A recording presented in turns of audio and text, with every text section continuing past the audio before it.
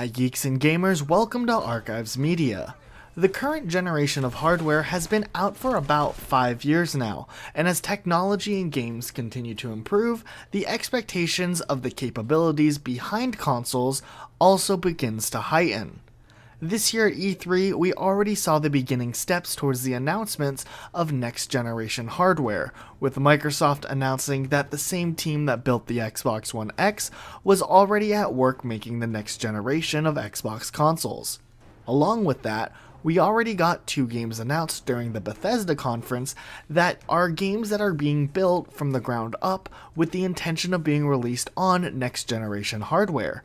So, with the next gen coming as early as 2020 and maybe 2021, what type of technology can we expect from this hardware? Here are our picks for the 5 things we can expect from the next generation. Let's get into it. Number 5. Whatever new console gets announced next, it's pretty standard that the expectation is that whatever we do get will have 4K 60 frames per second as the standard across consoles. It seems like the most logical benchmark, and since more and more games are getting closer to hitting that point, this will probably end up being the big selling point for both the Xbox and Sony's new console. We also speculate that whatever consoles are announced are going to have a huge emphasis on gaming services as well. We already saw Xbox make a push with the Xbox Play Anywhere and the Xbox Game Pass in the last couple of years, and Sony has pushed their game streaming service and PlayStation Vue service. So while most likely technology will be at the forefront, service is going to be a very big part of these next consoles and how both Sony and Microsoft make money. Number 4, as of right now, it's rumored that Sony is looking to use the AMD's cost-effective Navi graphics cards for the prototypes behind the PlayStation 5. If this is the case, that would be the closest a console has gotten to be able to run an equivalent of a GTX 1080 without the high price tag associated with it. Even if they choose not to use the Navi, Sony has a few other options, such as building their own GPU with AMD like they did with the PlayStation 4 Pro, or maybe working with Nvidia to build something new.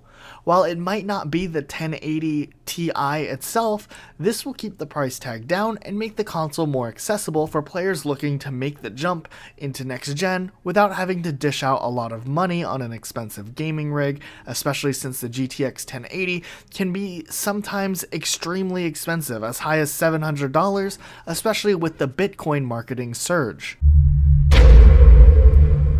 Number 3, Xbox might be pushing to beat out Sony by releasing a console a year early. During the last generation console race, Microsoft got a pretty large head start by releasing the Xbox 360 1 full year before the PS3 released. More recently, Microsoft may have noticed that going head-to-head with Sony might not be the best idea, considering how the PlayStation 4 outsold the Xbox One pretty heavily in the beginning. And it does make sense that Microsoft teases the new console now, while Sony has been staying pretty quiet. Actually, we know from an investors meeting that Sony isn't planning on putting a new console out until 2021. So if Microsoft aims for a 2020 release, they could beat out Sony in getting their console out first. Since the Xbox One X can already run native 4K, we wouldn't be too surprised to see the Xbox One X have an emphasis on improving graphical fidelity and locking in higher frame rates. So far, we haven't seen much from Microsoft as far as the VR and AR departments are concerned, outside of HoloLens a few years ago, so it would be interesting to see more of that too, possibly in the upcoming console. Number 2, next gen will likely be built for streaming, at least to an extent. Sony has already been toying around with allowing for some older titles to be streamed to the PlayStation 4, and Microsoft has really been emphasizing their Xbox Play Anywhere moniker. Xbox has already announced that they plan on bringing Xbox games to more devices in the future, and it wouldn't be too surprising if Microsoft is building a centralized Xbox that lets you play any game through your internet connection through streaming. rather than requiring the actual hardware to play the games. This could potentially mean AAA titles like Halo Infinite might be playable off of a smartphone without any loss of graphical quality because it's just being streamed, which could really help make a difference in the console war.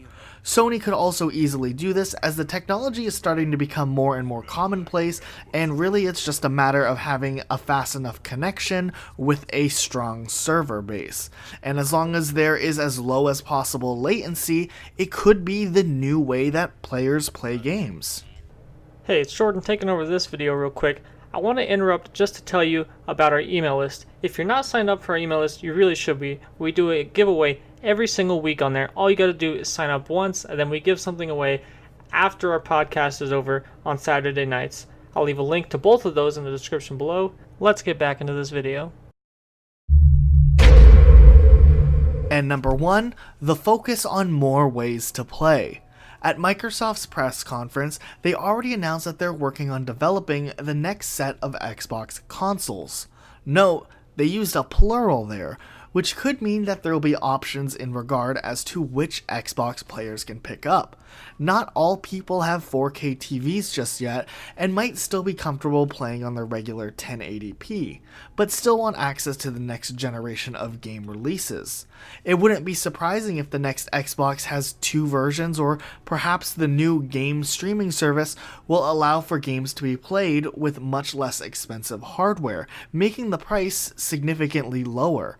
Even with a few millisecond delay, it might be more appealing than the cost of a native 4K 60 FPS hardware, especially if the price is set up correctly. Of course, Sony could do something like this at launch, but with their release a little ways further off, we don't know for sure what Sony will offer for a little while yet.